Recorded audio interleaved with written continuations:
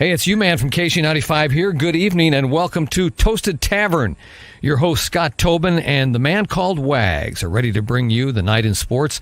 So pull up a stool, grab a drink, and let's get toasted. Good evening. Welcome into the Toasted Tavern. Wags and Scott alongside you for a big day in sports. And yes, it's a Monday, and we're talking about big news. But first off, Scott, how was your Thanksgiving? A beautiful weekend. Some interesting football games, to say the least, and a lot of sports action. But did you get enough to eat on Thanksgiving? Yeah, it was a good weekend. It was a weird Thanksgiving. My family had stuff going on. We actually didn't do our Thanksgivings. We had one on Friday night and one on Sunday, so kind of spread out, and everybody was doing stuff. We didn't do our one family on Thursday because my stepbrother and sister-in-law went down to Dallas on Thursday for the Cowboys Raiders game. So they were down there. So we did Thanksgiving Friday night, and then my mom's family did Thanksgiving on Sunday. But yeah, it was good, and I called a bunch of college basketball in between, or high school basketball in between all of that. So yeah, good weekend. How about you? Oh, not too bad. Not too bad. Had everybody over on Thursday, had a lot of good food, got a chance to watch those football games. It didn't go quite like I thought they were going to go, but nonetheless, they were decently good games.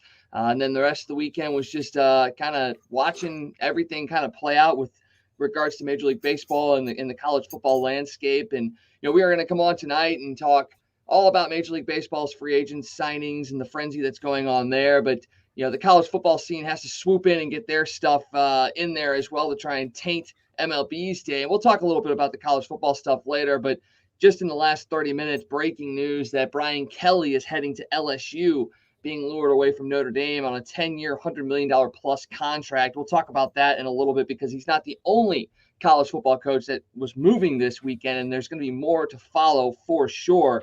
But that just broke here in the last 30 minutes. So we're going to have to dissect that as we go. But really, you have to get into Major League Baseball today because it was absolutely crazy. Money flying all over the place. And for a league that's getting ready to potentially shut down with contract negotiations between the players and the players union and Major League Baseball all around money, the amount of money that has been thrown around really the last 24 hours just makes you sit back and scratch your head. And the Cardinals weren't necessarily totally involved in that. I think they actually made a very, very smart signing, something we talked about last week in a sense with Steven Matz coming in 4 years, $44 million. But you have to look at everything else that went down today and go, where do the Cardinals fit in some of these other pieces? And will they be able to make moves? Because Mo said last week and really even the last couple of days that there was a lot of stuff in the works, but are we on the verge of the Cardinals having a hand in everything, but just like guys like David Price, not actually completing the deals? Well, Mo said today during the Stephen Matz press conference that the Cardinals had contract offers out there, and more than one contract offer out there right now to guys. And we'll just have to wait and see, if guys are willing to take them. I honestly don't know. You look at what happened, and you talk about some of the guys that signed in the last few days. I don't think anybody expected. I think we all expected free agency to be some crazy 48-hour period in the first part of February after the lockout ended. I don't think anybody expected this to happen before the lockout. But I mean, you look at the market right now. Pretty much all the starting pitching is gone. The big names have all pretty much signed at this point, which I don't think anybody expected. And it kind of started with Steven Matz and the Cardinals last week with his, like you said, 4-year, $44 million contract when you look at what everybody else has gotten in the last couple of days is really, really nice. But I don't think anybody expected Max Scherzer to sign before the deadline on Wednesday, and for the Mets to give him 3 years and what is it, 3 years and $130 million. I mean, yeah, that's just absolutely asinine. As much as I love Max Scherzer, and the guy's a warrior and everything you want to say about it, the guy's 37 years old and he's coming off having to miss a playoff start because of dead arm, and you're going to give him his 38, 39, and 48 years seasons. He's going to make $43 million a year, which breaks any record ever by almost $8 million more than anybody's ever made in a season before that. I mean, I think I read that he's going to make like $250,000 for every inning pitched this year, something like that. That's Yeah, insane. it's just ridiculous. That, and you look around and you talk about teams and why teams are bad. What the Texas Rangers did today and yesterday that's gonna set that team back so many years because Marcus Simeon's good, but you signed a guy who's going to be 32 to a $7 million deal, and then you go out and sign a shortstop who, everybody talked about him, in Corey Seager, he's a stud, but he's 27. Everybody's already talking about the fact that he can't play shortstop for another year or two because his defense has eroded that much, and you give him a $10 million deal. You just signed two middle infielders for $500 million. I mean, that makes no sense. And then you throw on, it really doesn't. And then you throw in John Gray on top of that, who's going to make, $65 million and has injury problems. And from everything everybody's talking, they're going to go bring in Clayton Kershaw in the next couple of days too, which we know that Clayton, you're paying for the name Clayton Kershaw more than anything else at this point. So, I don't see that being, while it gets you a lot of headlines, I'm not sure that the Rangers are going to be a whole lot better. And the same thing with the Mets. You look what the Mets did. He went and got Starling Marte, but he's 32 and you gave him a 6-year deal. You went and signed a third baseman who was okay. He had a breakout year, but you gave him 5 years and a bunch of money. You signed an outfielder from the A's who's an okay player, but you gave him a bunch of money. And then what you did with Max, you got to look at the fact that, you got Max Scherzer, but you've also lost Marcus Stroman and, potentially Noah Syndergaard if he's healthy. So there's two huge pieces of your bullpen, of your rotation. So with all the money that they spent, did the Mets really get any better? I'm not sure that they did, honestly. Well, they spent $250 million on ththose guys in Marte, Eduardo Escobar, Mark Canha, and Max Scherzer. And like you said, it's hard to tell, if that makes them any better at all. Yes, they probably got the two of the three best starters in the National League in DeGrom and Scherzer, but you talked about the dead arm that Scherzer experienced last year at the end of the year, missing the playoff start. He's going to be in his late 30s into his 40s when this contract's over. I mean, it's a great deal to sign if you're Max Scherzer, but if you're the Mets, was Steve Cohen just that pissed off about the Cardinals going to 4 years with Mats that he's just like, fuck it, I'm just going to spend a crap ton of money on guys just to bring in names so people can't say I didn't spend the money to try and improve this team? Because, if you listen to what Cohen said after, Matt signed with the Cardinals, like he was legit pissed off that, he didn't get a chance to re-sign with the Mets. He was brought up by the Mets, went to the Blue Jays last year, and everything was going towards New York re-signing him, but then the Cardinals went to the fourth year and the Mets didn't. And Cohen was pissed about that. So he was pissed at $44 million over 4 years, yet he goes out and spends $250 million on four guys, one of which may be good for you. The other three, who knows? Right. And that's what a lot of people said today. Was he that upset? Like you said, was he that upset with Mats that he said, okay, I'm going to throw so much money at Max Scherzer, there's no way he goes to St. Louis. A lot of people have talked about that today. It's crazy. It makes no sense at all. And you look at the teams that are spending money. It's not the Yankees. It's not the Red Sox. It's not the Dodgers. It's not the Padres. It's not the Giants. It's the Mariners. It's the Rays. It's the Mets. It's the Rangers. It's not the powerhouse teams. You're hearing nothing from the Dodgers. And look what's happened to the Dodgers in the last week. You've lost Clayton Kershaw and Max Scherzer out of your rotation. You've lost Corey Seager, and it sounds like they have no interest in bringing back Chris Taylor. So those are four huge pieces that the Dodgers are going to lose, and they haven't signed anybody to replace them. Is this a sign that the Dodgers are kind of like, okay, we've had our run, now it's kind of time to pull back a little bit, maybe? It's possible. I mean, I saw a nice doctored picture of Mookie Betts just in the outfield with his arms like this going, where's everybody at? I mean, if you're Mookie Betts, how happy are you about signing that contract extension now, knowing that you're going to have zero people around you that are going to make this team better? Now, the Dodgers did go out and looks like they're close to an agreement with Daniel Hudson on a 1-year, $7 million contract, but, that's a bullpen piece. That's not going to do much to help your rotation. But, yeah, I mean, the Dodgers haven't really done a whole lot. And, you talk about Seattle. Now, I'll say this. Robbie Ray going to Seattle, the Mariners were a surprise second-place team in the AL West last year. And I'm not going to sit there and say they're going to be back in that same spot this year.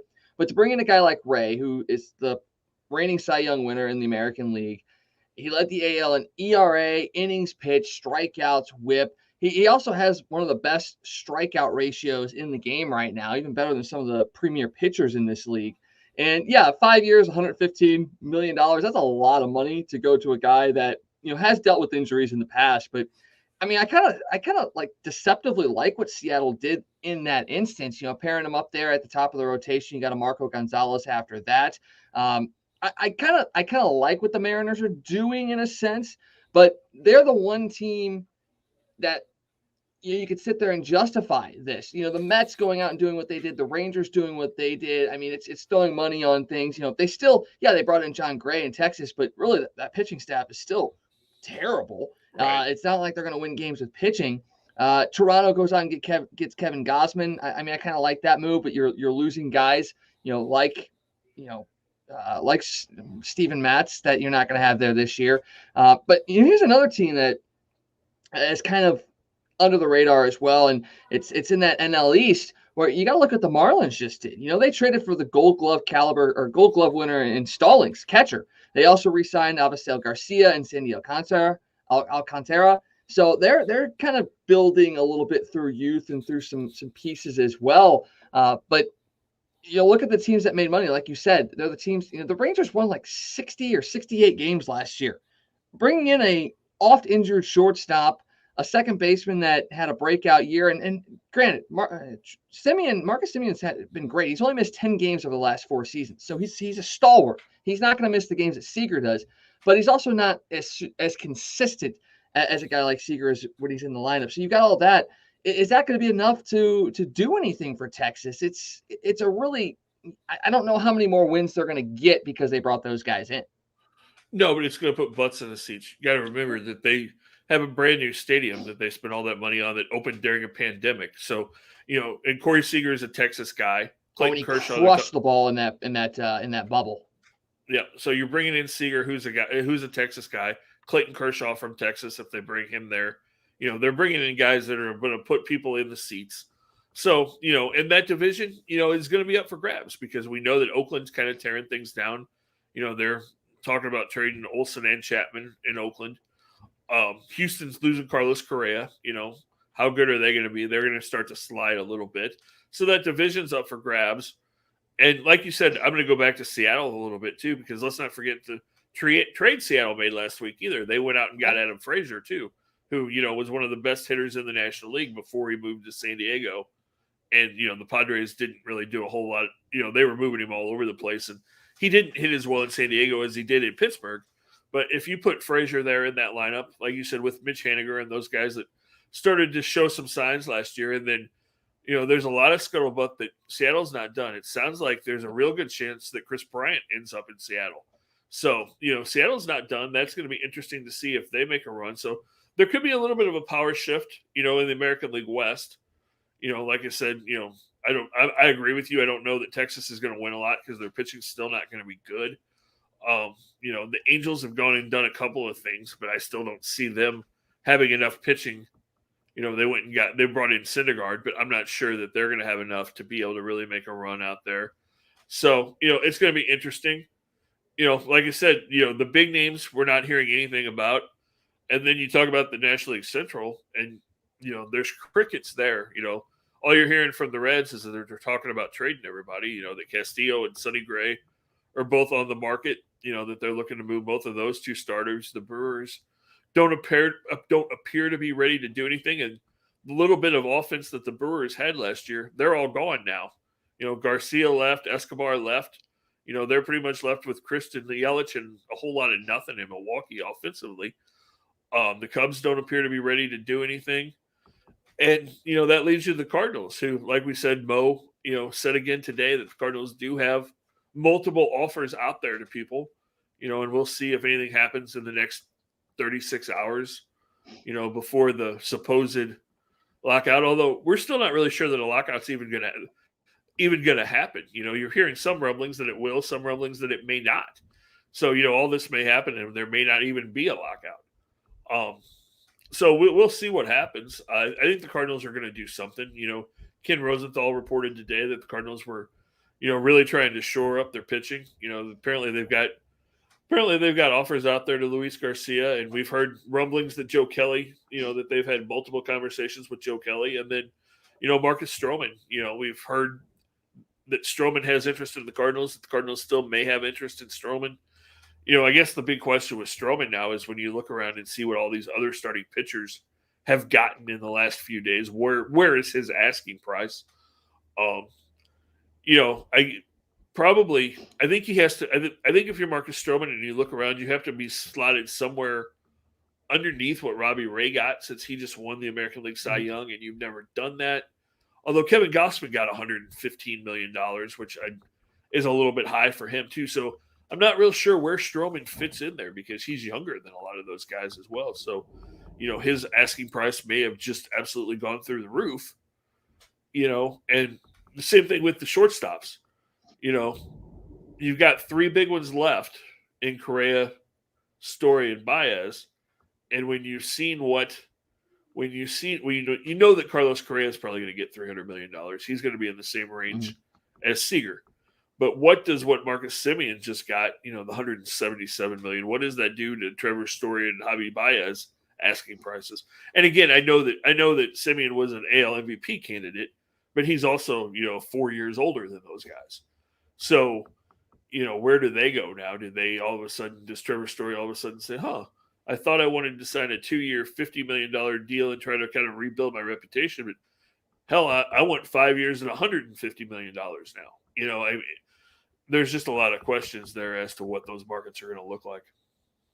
Well, if you're talking about a CBA that's getting ready to expire and you're not sure what the negotiations are going to be that come out of this, if you get a chance to cash in at this point and say, okay, I can get $200 million guaranteed regardless on what this CBA turns out to be, I'm going to take it. That's what I'm going to ask for. I'm seeing guys get a ton of money.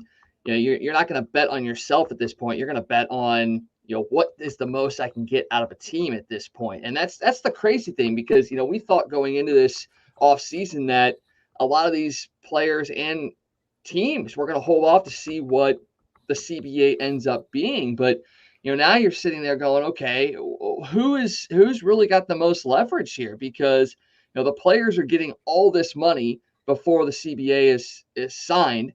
So that's all guaranteed. What are the owners getting out of this? Are the owners thinking that, okay, hey, we're going to sign these guys, but when we do this contract negotiation, we're going to put buyouts into this, like the NHL did when they renegotiated and said, okay, well, hey, maybe after the first year, we're going to be able to buy out some of these guys, and this contract isn't guaranteed. I mean, I don't think that's going to be the case. There's no way weird. that'll happen. Yeah, there's no way that'll happen in baseball. If they try to do that, we won't have a season, because the players union is too strong in baseball for that to happen. That's the interesting thing now too, is if you're these players' agents, why are the owners spending all this money right before a thing? It almost makes you think they're like, okay, salaries are going to go through the roof after this new negotiation because the players have more leverage than we do. So let's try to sign these guys faster. So then are the players' agents going, okay, see what these guys got? When the new negotiations are coming, salaries are going to be even bigger. So don't sign now. Hold out, and we'll get you twice that, in 2 months. So, how are agents looking at it? How are the players looking at it? How are it's just, like you said, it's really weird. It makes no sense that everybody's fighting over money and crying poor, and then you can throw this kind of money around. For the owners, remember right after the lockout last year when Bill DeWitt said, baseball's not as profitable as people like to think. Owners don't have the money that people think they do. Well, guess what, Bill? Your cohorts are proving you wrong right now, and we all know that Bill DeWitt is one of the richest owners in baseball, so that argument doesn't really stand up. It's going to be really interesting to see what happens. Will the rest of tonight and tomorrow be like today was, or will it be even crazier? I can see it being a lot crazier. Yeah, I mean, we could see moves going. I mean, moves were going fast and frantic today. I was at work and had my phone out and was I was having a hard time working because my phone kept beeping. I'm like, holy crap, what is going on? Yeah, it's fun. This was the hot stove that we wanted to have that we haven't had in a long time. But hopefully it continues, and we'll see. Hopefully the Cardinals can get a couple of things done before whatever happens on Wednesday. Yeah, because Wednesday is pretty much the hard deadline because that's when the CBA expires. So stuff's going to have to get done by tomorrow night at midnight for any of it to really take hold, regardless of how the CBA kind of plays out after that. And speaking of the CBA, a couple of pieces of what the talks may include popped out today in regards to the playoffs and the draft. And I'll get to the playoffs here in just a second. Let's talk about the draft real quick. They looking at potentially pitching a draft lottery, something that they do in the NBA as well, where it's basically a system that all non-playoff teams would have a chance at the number one pick. Not just the team with the worst record, so trying to eliminate the tanking piece of it. Now, obviously, the worst team would still have the best odds, and it would drop down from there. The lottery would only be for picks numbers 1 through 3, and then the draft would continue based off of records like in the past season. So it's not, hey, the 16 teams that don't make it, everybody has a chance, and then it goes from there. It's really just the top 3 picks that are really in play for that lottery. I mean, with baseball, it's not like some of these other sports, like the NBA, like the NFL, and even really now so the NHL, where these picks are high impact right off the bat, getting into Major League Baseball, at the end of the draft, essentially. I mean, you're starting to see a little bit more of it now, but is this something that you can sit there and say, okay, it makes sense, but is it really going to make that big of an impact? I mean, I think it could, because it will decentrify some of those things for teams like Pittsburgh and Baltimore. Those teams that are like, oh, we'll just lose all year and then we'll get a high draft pick, or we'll trade our high draft pick and do the things that they've done. Hopefully it'll stop some of that. There won't be that guarantee automatically that you're going to get that number one pick. They're just trying to come up with ways to try to get some of those teams to actually spend money without actually having, a cap or a floor and a cap, and different ways to try to keep teams from just completely tanking and getting them to actually spend money and try to compete. So I don't have a problem with it. I don't think it's a bad idea. I think anything you can do to try to get, like I said, the Pittsburghs, the Baltimores, those teams to really try to be competitive ball clubs is important. Well, and now you're going to have to think about how playoffs are going to be affected by that as well, because there's a playoff pitch that's going to be going out there with these negotiations as well that are once again, for purists, making you go, I just no, why? So this is kind of the breakdown of what the playoff pitch is going to be. So the team with the best record in each league would get a bye into the best of 5 division series. That's number one. Next up, the remaining 2 division winners would get to pick their wild card opponent, with the second best record picking first, and then the number 3 seed in the league would pick its opponents from the final 2 wild card teams. The wild card team with the best record would play the wild card team that wasn't picked by a division winner. And once matchups are set, the higher seeded teams would host all 3 games in a best of 3 wild card round, and the winners in the wild card round would advance to the division series, and the playoffs would continue as they have in the past. So something that the idea was kind of floated a little bit last as well, about potentially teams being able to pick their opponents and things like that. It's getting some traction, on both sides of the aisle in a sense. There are some owners that hate it, some owners that are intrigued by it. Same thing with the players. I mean, it makes a little bit of sense because the intrigue is there about, okay, you want to maybe get the high seed to get the bye, but do you really want to take the time off? If you're a division winner, you get a chance to pick, but is that beneficial or is that a detriment? And there's a lot of pieces that go into it. Does it push for more teams to incentivize themselves to win games, or does it make them go, okay, hey, we can get to 80 and still get in, and then maybe have healthy players at the end of the year and be a low-seeded wild card team that goes on a run? I mean, there's a lot of different pieces that go into it, but is it a good framework for the future for the playoffs, or are we just getting to a point where we're adding too many teams? I don't have a problem with adding the teams. If you have 7 teams, or I think is what they're talking about, 14 total, I don't have a problem with that. And I don't have a problem with the higher seeds having all 3 games at home in those wild card rounds. The thing that I wouldn't want, and 2 things I don't like. First of all, if I'm one of those teams that wins, I don't want that bye. How many times in baseball, especially in baseball, do you see a team, even if they win a series early, and they sit around for 3 or 4 days while another series is playing, and those teams get hot and get on a roll, and you may have been hot, and then all of a sudden you go into a funk, your timing gets off, and all of a sudden you're gone. So I don't like that idea because I don't think that's a benefit for the team that has a bye. I think it actually hurts them. The other thing that I'm not fond of is picking your opponent. I mean, I think that's stupid. That's too gimmicky for me. Have the figure out a way, and then the top seeds get to play the games at home, but you don't get to pick your opponent. You just line it up like you do in every other sport. You know what I mean? It's just too much of a gimmick, I think, to do it like that. If you're the last seed, you play the 2 seed. Just like any other sport does. The picking your opponent thing, I don't like at all.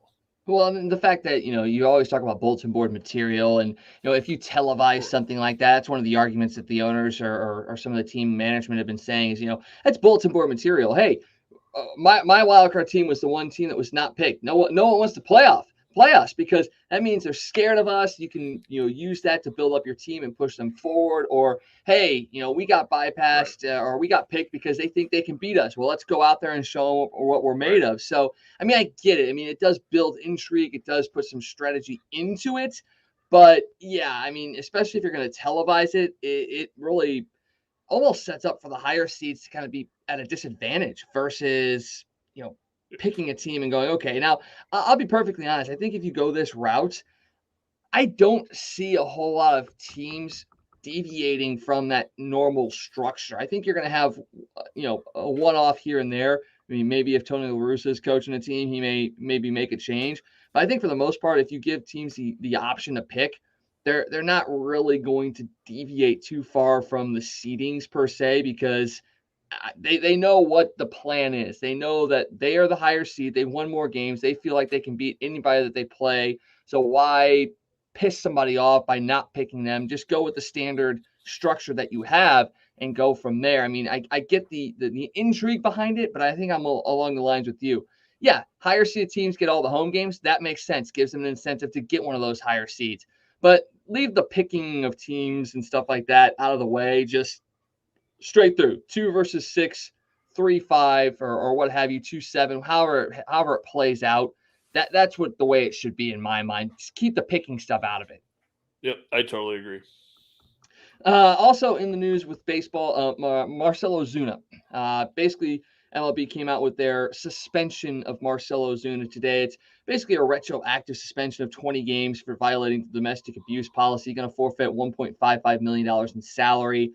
It seems like maybe he might be on the track and the path to righting that wrong and maybe just moving on. He went through a diversionary program as well and has to kind of go through some more steps in order to get it dropped. Now, the felony charge was dropped earlier this year. And really what it comes down to is, we saw Ozuna here in St. Louis. We know what kind of person he is and the excitement that he has for the love of the game. But you really just hope in this instance that, this has been a wake-up call for him, that he can, really repair the relationship that he has affected. And really, as far as the victim is concerned in this, is that they are able to be able to move on and lead a healthy life as well. And for Ozuna himself to be able to grow and lead a healthier life as well for those around him as well. So the suspension, retroactive to last year, he should be able to start the season fresh this year. But really, when it comes down to it, the human piece of it is you hope that both sides, both parties have been able to move on and are now living healthier lives. Yeah. And, he missed the whole season, and as a baseball player, and he should have been punished, but, I'm sure baseball is looking at it going, see, you got your punishment. You missed your chance to play and win a World Series, because he would have been a World Series champion in Atlanta. So, I mean, I can understand them saying, okay, there's that, we'll move on now. You've done everything you had to do. The charges were dropped. Felony charges were dropped, and, it was his wife that he assaulted, I believe. And I think she tried to drop the charges pretty much right after she filed him, if I remember correctly, and they wouldn't let her. So, yeah, I mean, I think they've reconciled, and I think, they've done whatever. So hopefully, like you said, he's learned and they can move on, and they've got kids, and hopefully the family can repair that relationship, and Marcell can be a happy, productive, peaceful member of society going forward. Yep, that's definitely all you can hope for, and be a banner person for how to not do something and be a better person for it. So, all right, let's move on to the NFL because it was Thanksgiving, and you always know those Thanksgiving games are going to be absolutely crazy. And really, the rest of the weekend was a little odd as well. And we won't get into too much how we did in picks because we both did not do so well in our picks in pretty much all the games. I mean, we had a couple here and there, but outside of that, we were pretty terrible this week. Let's first talk about the Thursday games because they were outside of the Buffalo New Orleans games. Game the other two, the Chicago Detroit game, the Vegas Dallas game. I wouldn't say they were classics in a sense. The Bears end up beating Detroit on a last-second field goal. Raiders take out the Cowboys in overtime. The beneficiary of a bunch of penalties. I mean, I think that's probably the most penalized game I think I've ever watched anywhere. High school, college, NFL. That was just absolutely insane. The Cowboys just could not, for the life of them, not draw a penalty. I mean, Anthony Brown, 4 pass interference penalties, basically kept Vegas in that game. But what did you see in those games on Thursday that made you kind of go, huh? And I know what you're going to say about Dallas, but we'll get there.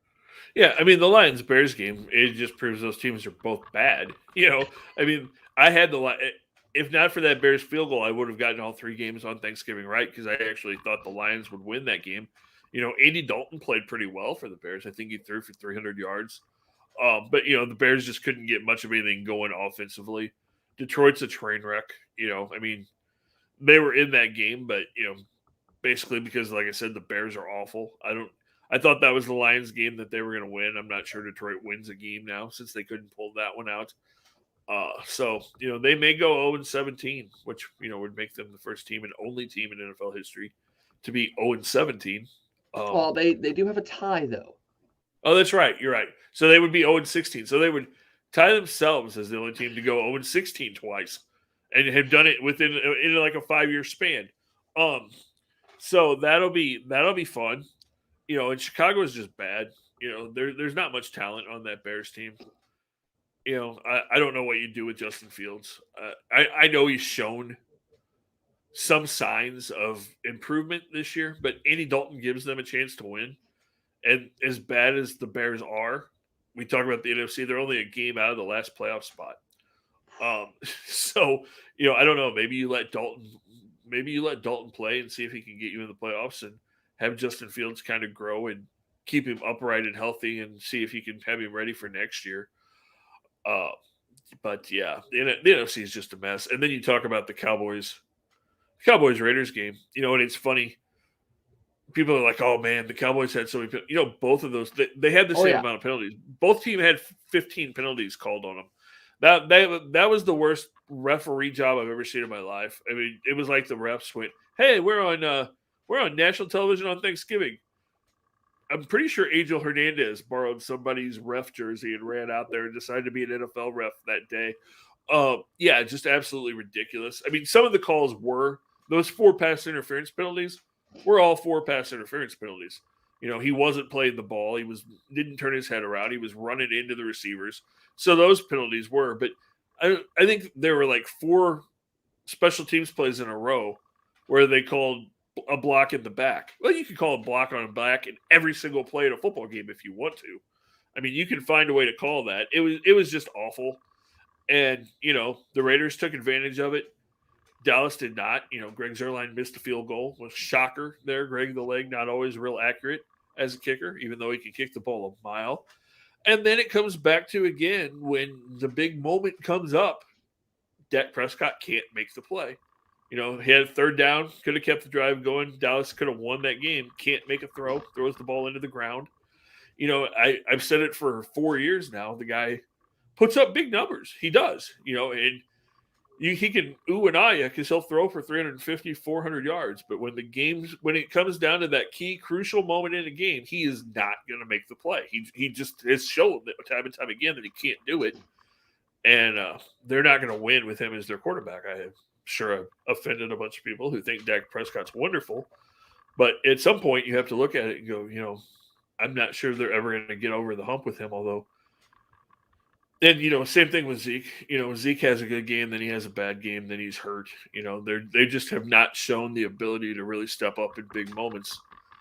And, everybody was all excited about the Cowboys. Ooh, the Cowboys are 7-1. Then they started playing some people, and now they've lost 3 out of 4, and they're 7-4. And the Washington football team and the Eagles are nipping at their heels for the NFC East, and they're going to screw around and be in danger of making the playoffs. That's just what's going to happen. And so, that's Dallas for you. I mean, it's what we've seen for the last 20 years. They don't play discipline. They just go out there, and Jerry says, "Ooh, go out there and win some football. I don't know, make me some money. Then we'll steal a team out of St. Louis, and it'll all be wonderful." But yeah, so that's the Cowboys. And then, like you said, Buffalo came out and kind of righted the ship and played like the Bills that you expect them to be, as they beat up on the Saints. And they're going to have to do that the next couple of weeks if they want to win the AFC East, because unfortunately it looks like the Patriots are for real. Oh, I think they 100% are for real. And Mac Jones has done wonders there in that position. You have to give credit to Bill Belichick for what he's done.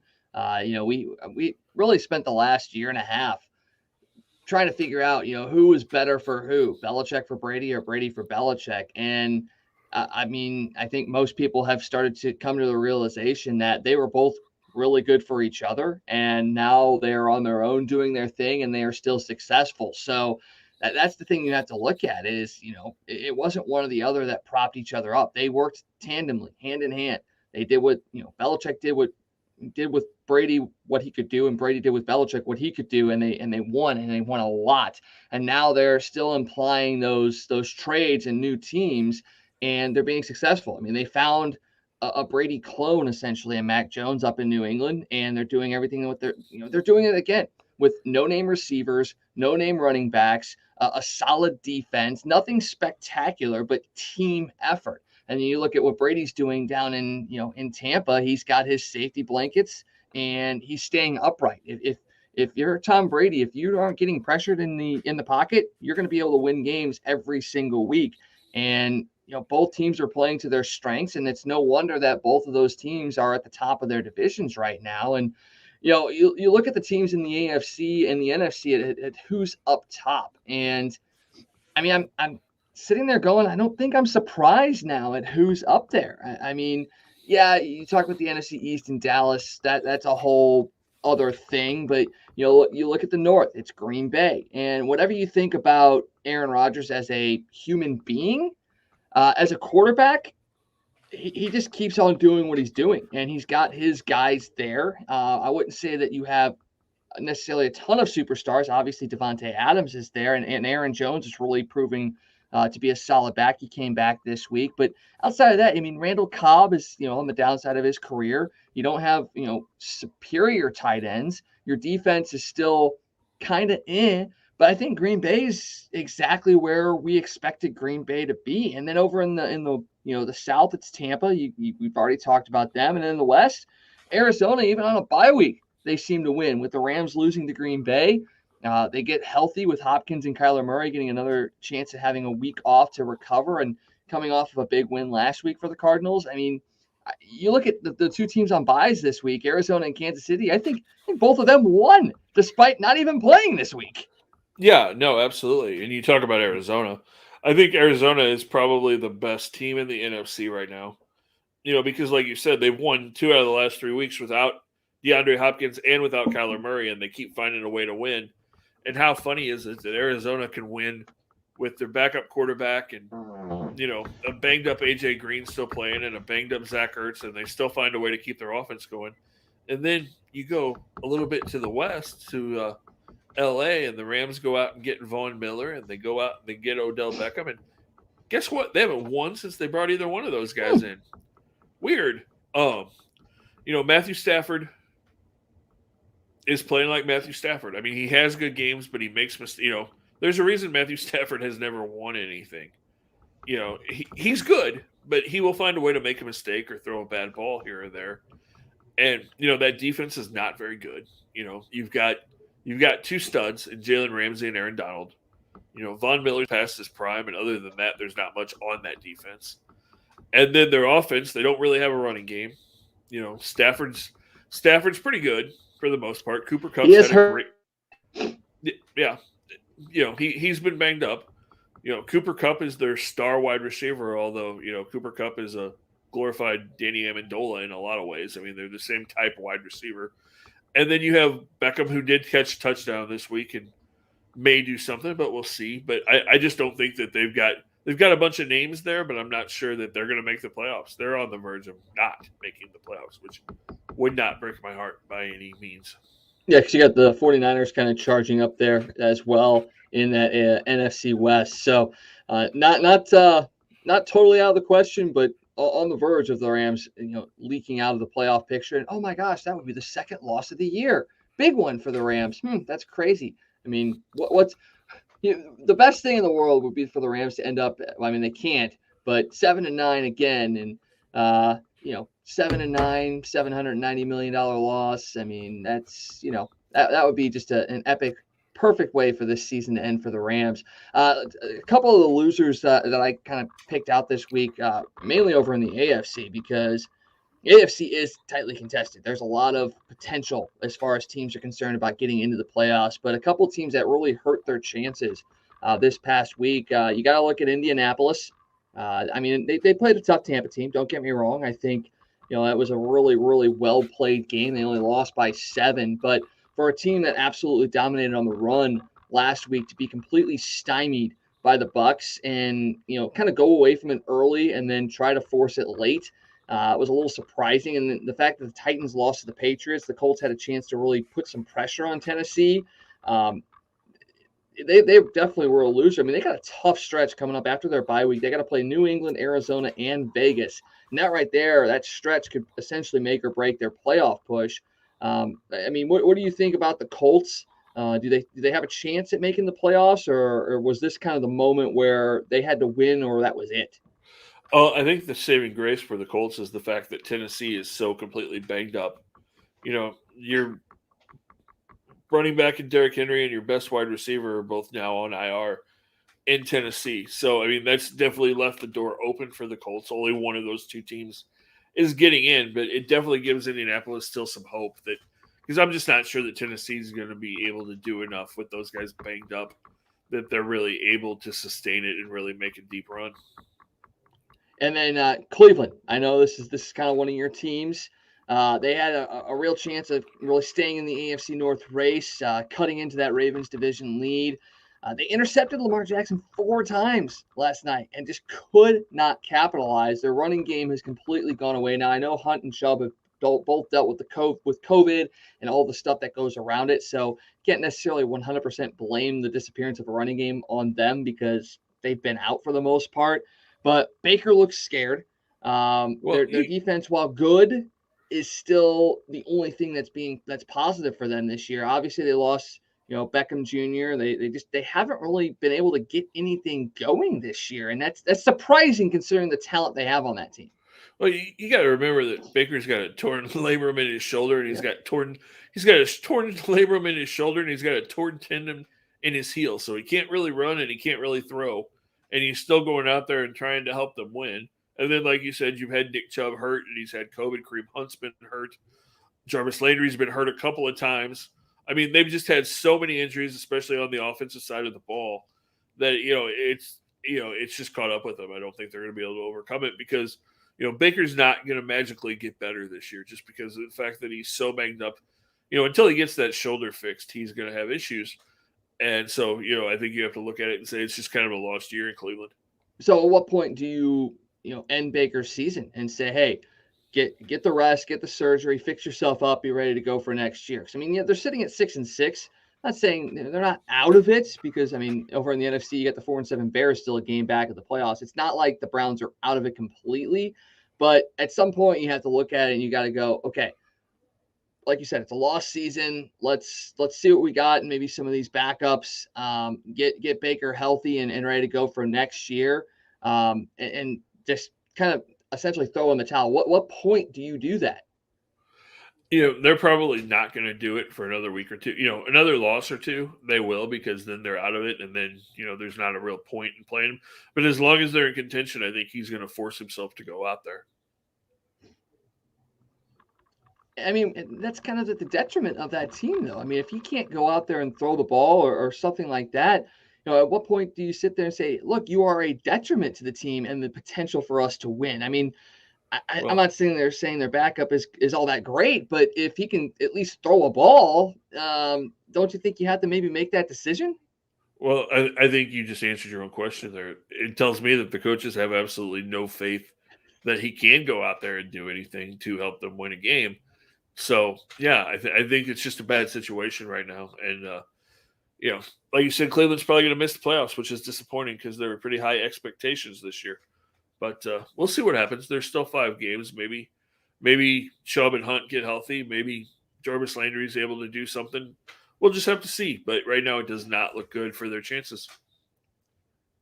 No, it doesn't because you got the Bengals coming off their bye week, having a blowout win for them. You've got the Ravens who, despite missing their top two running backs and receivers left and right, and Lamar throwing 4 picks, still winning the division. It's definitely probably the toughest division in the NFL is that AFC North. Despite some of the injuries that these teams have suffered, it's definitely a great division for sure. Moving over to college football, we talked about at the top of the show. Lots of coaching moves have already gone down, with obviously more so in the works. This past weekend, you saw Lincoln Riley get hired by USC away from Oklahoma. Just a day after he said he was not going to LSU, he takes the USC job, which, in my mind, it makes a little sense. Oklahoma was going to the SEC, LSU already in the SEC. It just tells me that Lincoln Riley wanted a shot at getting into a championship game and a championship playoff by going to USC versus trying to fight his way up in the SEC. He goes there. Bob Stoops is going to coach the Sooners in their bowl game. So, bringing back the legend and Bob Stoops to do that. But, you look at first at what Lincoln Riley going to USC means, and then you have to look at what is possible for Oklahoma when it comes to coaches coming in and what that does for the players, because it comes out today that Spencer Rattler is going to leave Oklahoma. He is benched in favor of Caleb Williams this year. He's got 3 years of eligibility left. So, I mean, Oklahoma is kind of on a teeter-totter at the moment, getting ready to join the SEC. They're going to have to make a splash when it comes to a coaching hire, are they not? Yeah, they're gonna have to go out and do something. A name that's definitely made the rounds in the last day or so is Mark Stoops. Like you talked about, Bob Stoops coming out of retirement to coach them. His brother, the head coach at Kentucky, who's turned that team around, may be in contention for that Oklahoma job. That would be interesting to see if that happened, because we know, much like Bob, Mark's kind of forte is defense, and making those teams really, really tough and big and physical is kind of what he did in Kentucky that helped turn that around. So could he come to Oklahoma and kind of fix their defense? Because that's been the Sooners' problem the last 2 or 3 years, is that, they've been able to score points, but that rough, tough Sooner defense that most of us grew up watching has not been there. So maybe Stoops is the answer there. Spencer Rattler go to USC. Does he follow Lincoln Riley out there, you think? Can you hear me? Did I lose you? I can hear you. Okay. Were you able to hear that question? Do you think Spencer Rattler goes to USC? No, I don't think he does. I think he's an Arizona kid. There's 4 teams that have kind of come out there as potential fits for Rattler, and honestly, the reason I don't see him going to USC is because he's been benched the last 2 seasons under Lincoln Riley, and it's because of poor performances against Texas. Yeah, he came back in that first year off the bench and beat Texas, but I don't think Riley has any confidence in a guy like Spencer Rattler. He's looked at, maybe Ole Miss is a place that he could go. Lane Kiffin has been a guy that's been rumored to be the replacement in Oklahoma as well. Would Spencer Rattler going to Ole Miss keep Lane Kiffin there? You've got South Carolina. Shane Beamer has familiarity with Rattler as well. He was there for 2 years with Rattler. SMU is another one, but the one for me that would be intriguing for sure is Arizona. I mean, he's from Arizona. The program needs a bit of a face and a bit of a renaissance. So if it's about making a name for himself and trying to lead a program back to prominence, it would be Arizona. But if he wants to keep the big prominence alive. I think he has to go to Ole Miss, I think, and stay in the SEC and really make a name for himself in the biggest conference in college football for me. Yeah, although if you're Spencer Rattler and you're going to transfer out of Oklahoma, I mean, if you're going to go to an SEC school, to go to Ole Miss you'd be better off, I think, to stay in Oklahoma, honestly. I mean, your chances of winning in the SEC would be better with an Oklahoma team than an Ole Miss. At least that's the way I look at it.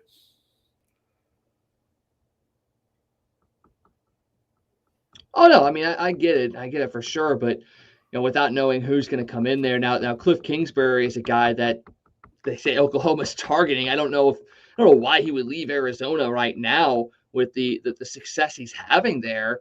I don't know what you could possibly offer to get him to leave there, but his offense makes sense for a Spencer Rattler. But the fact that Rattler already entered the transfer portal without even waiting to see who the new coach is, I think that speaks volumes to what that not franchise, but what that university means to him and really what he's looking for. So yeah, I mean, it makes sense for him to stay at Oklahoma if he wants to be a big time SEC player, but I think maybe it's just a matter of he wants to go play for a coach that he feels like is going to fit him into the system. And I could see Lane Kiffin being the guy that does it. Now, another college that's been floated out there is Oregon. Oregon might be a place that he could go to as well, and that's a place that he could go in and potentially fight for a national title because it's the Pac-12 and Oregon's going to be there year in and year out. I mean, I don't know, would Oregon be a fit for him as well?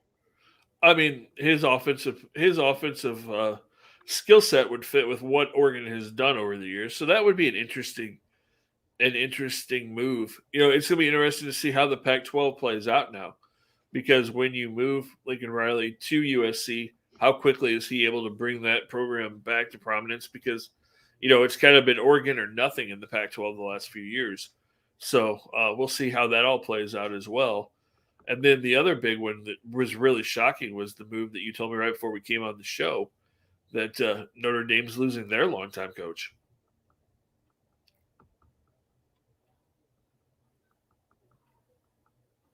Yeah, Brian Kelly moving to LSU from Notre Dame. That opens up, the Notre Dame position as well. And it makes you wonder who's going to replace that. And I don't know if you follow Annie Agar on Twitter or anything like that. She's been very prominent there with college and in the NFL. And basically, she tweeted out earlier today, this would be the Notre Dame job would be the second thing that would fall into Urban Meyer's lap this year. Could you see Urban Meyer leaving Jacksonville to go coach at Notre Dame?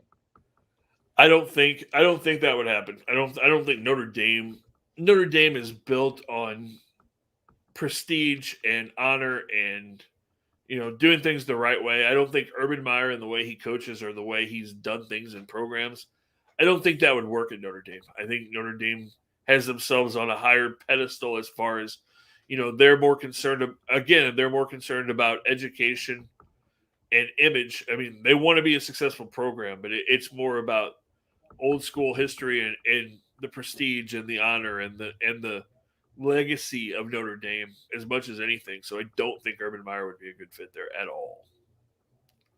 So basically what you're saying is Dabo Swinney is going to be the next head coach of the Fighting Irish. No, I don't see that happening either. I don't think Dabo's going anywhere. Well, because Clemson won't let him go, or because Notre Dame doesn't want to bring him in? I don't think Clemson lets him go. I mean, I don't know why Dabo would want to leave there. He's got pretty much full run of the school, so I don't see Dabo leaving there. It'll be interesting to see where Notre Dame goes. I was trying to think if there was an alum that was a really good coaching prospect that could go there. Man, I don't know. It'll be interesting to see where they go with that coaching hire. I'm sure a lot of people at Notre Dame are surprised, although, yeah, it'll be interesting because I'm sure that I'd like to talk to some Notre Dame people, because I'm sure there's a lot of people really shocked that Brian Kelly's leaving, although he wasn't totally loved during his tenure at Notre Dame either. No, he was not. And everything that I've been reading so far in the last hour and a half or so is that it was completely out of the blue, and Brian Kelly's essentially ghosted everybody in the Notre Dame organization. There was a tweet that went out about assistant coach out on a recruiting mission.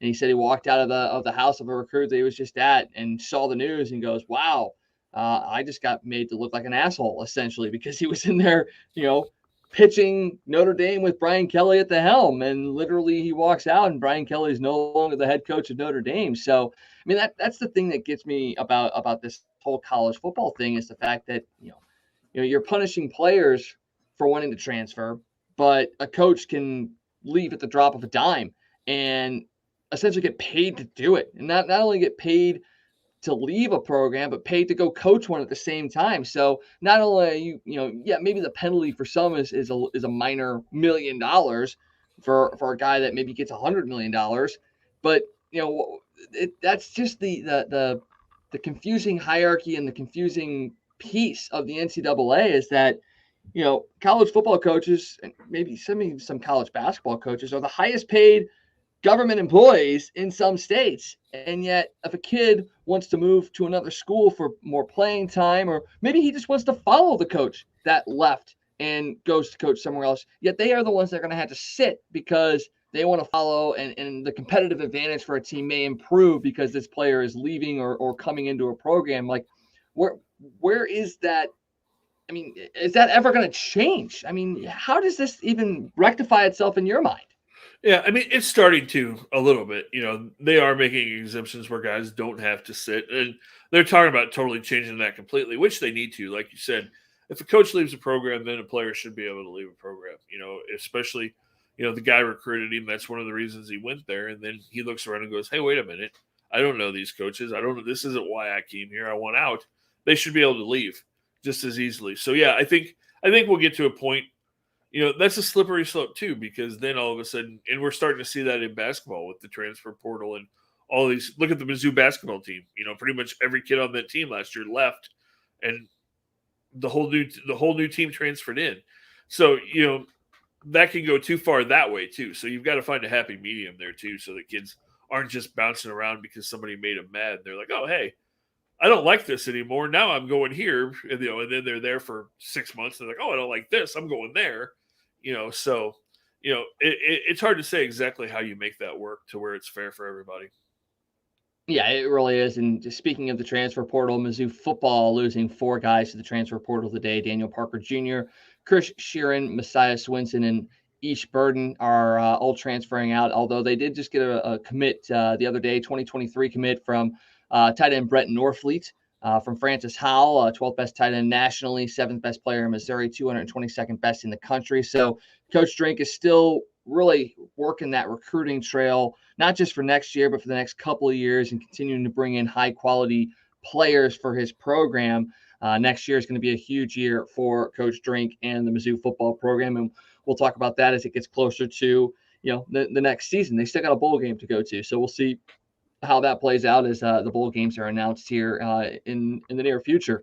Before we get out of here tonight, just a quick hit on the Blues. They're going to be hosting Tampa Bay tomorrow night. The Blues coming off a 6-3 victory over Columbus on Saturday. 3 straight wins at home for the Blues.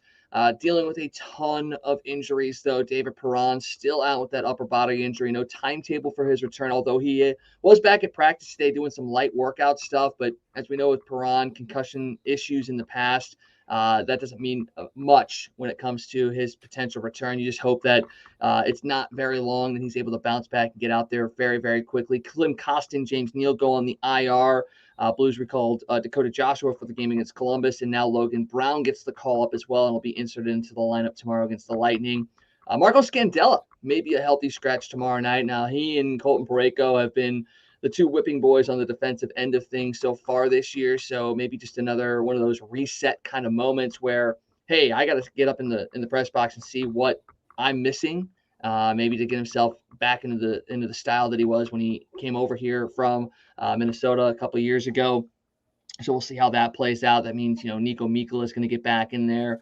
Scotty Perunovich has been playing very, very well as well. So going to be a very interesting game as the Blues get ready to face the Florida teams over the next 4 games. So they're going to have Tampa Bay and Florida twice in the next week or so. So definitely a big-time game there going against the reigning Stanley Cup champions and St. Louis's own Pat Maroon. So that should be a fun game for sure. I mean, the Blues are still kind of an enigma right now.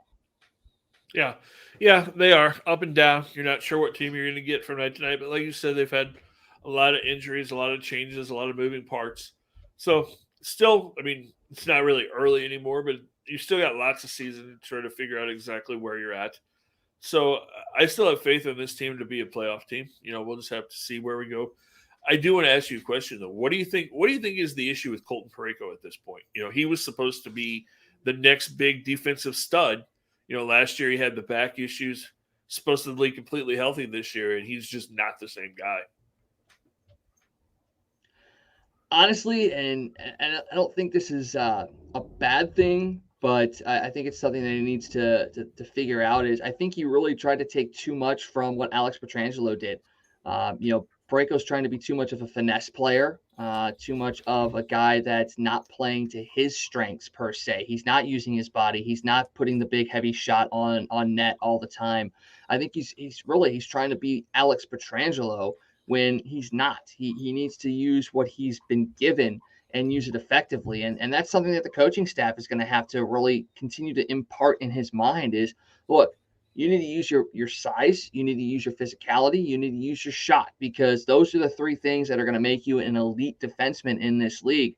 And the Blues just don't have a lot of physical defensemen. I mean, Justin Falk is probably, outside of Bortuzzo, Falk is probably the next physical defenseman on this team. And he's a smaller defender, and he's not going to go out there and lay huge hits out, but he lays out smart hits, and he uses his body effectively. So if Parayko is going to improve, he needs to start building on the blocks that Justin Falk has shown. But then also, and I don't know why this has not happened yet. Maybe it's because of what Chris Pronger doesn't want to do at this point. But you need to get Chris Pronger in Parayko's ear, and you need to be like, look, you need to get physical. You need to put a chip on your shoulder. You need to have a bit of an edge, and you need to go out there and play that way. And if Chris Pronger hasn't been utilized in that instance, the Blues damn well better get him on the ice and in Colton Parayko's ear saying, look, you use that body to your advantage.